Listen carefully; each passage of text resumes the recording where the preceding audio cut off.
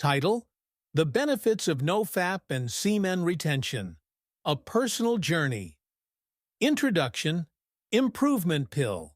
Here.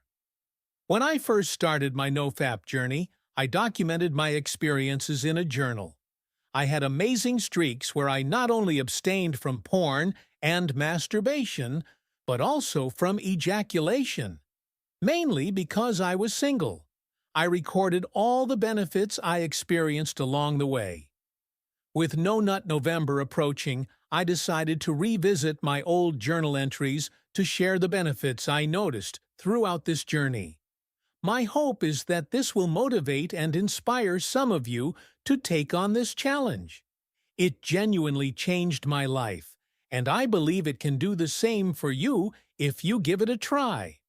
This is the NOFAP, No Nut November, Semen Retention Benefit Timeline. The first 48 hours, days 1 to 2. This was always the toughest period for me. The urges were strong, and I experienced a lot of brain fog. I had a hard time thinking clearly, and even found myself stuttering during conversations. This was the period where I relapsed the most, especially if I stayed indoors without any plans for the day. The brain fog reduced my self-awareness, making it easy to slip into a state that led to relapse. It almost felt like I didn't realize what I was doing until it was too late.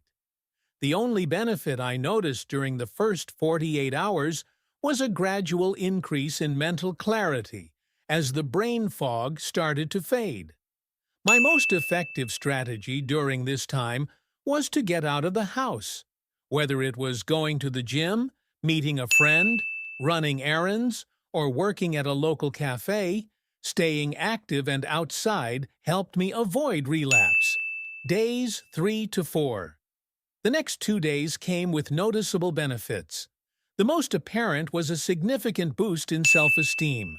After relapsing, I often felt guilty and ashamed, with thoughts like, "I'm such a failure," or "Why am I so weak?" These thoughts destroyed my confidence, especially in social situations. But by days 3 to 4, those negative thoughts became much quieter. I felt more confident during social interactions, held longer eye contact, and was more lively and engaging. It seemed like others enjoyed my company more, and I no longer felt the need to skip social events out of guilt or shame. Days 5 to 6.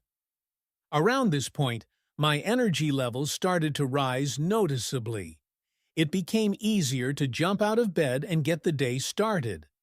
I found myself accomplishing most of my daily tasks before the day was over.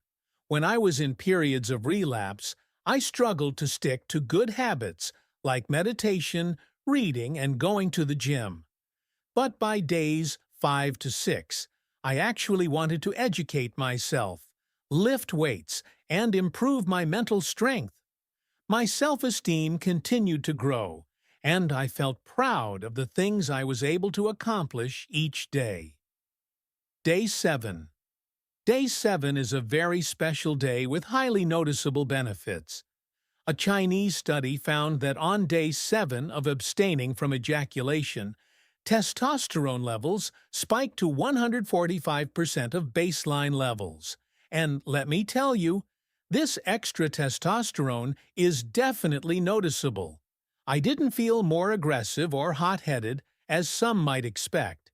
Instead, I felt in charge, like the kingpin of a mob. It felt like everything was going my way, and the world was my oyster. I took more initiative, made plans with others, and even reconnected with old friends. One journal entry recalls a day when I had to give a 20-minute presentation in front of my class. Normally, this would have made me nervous, but on day 7, I felt nothing. It was just another walk in the park. This was also the point where I started taking more initiative in my dating life. For example, I once saw a cute girl at the gym and couldn't stop myself from going up to her and starting a conversation. The self-doubt that usually filled my head in such moments was completely gone. However, the urges on days 7 to 8 were intense and erratic. I had to spend most of the day outside to avoid relapse. Unfortunately, after day 8, many of these benefits seemed to disappear overnight. But think of it as a teaser for what's to come if you continue the journey. 2 weeks in. By the 2-week mark, I developed what I like to call social balls of steel. I became extremely confident in social interactions, holding prolonged eye contact and saying whatever came to mind. I was more blunt and honest with people, which led to deeper conversations. I also felt a strong urge to talk to people. I found myself sparking random conversations with almost everyone around me, whether on the elevator, bus, or train. It didn't matter who they were.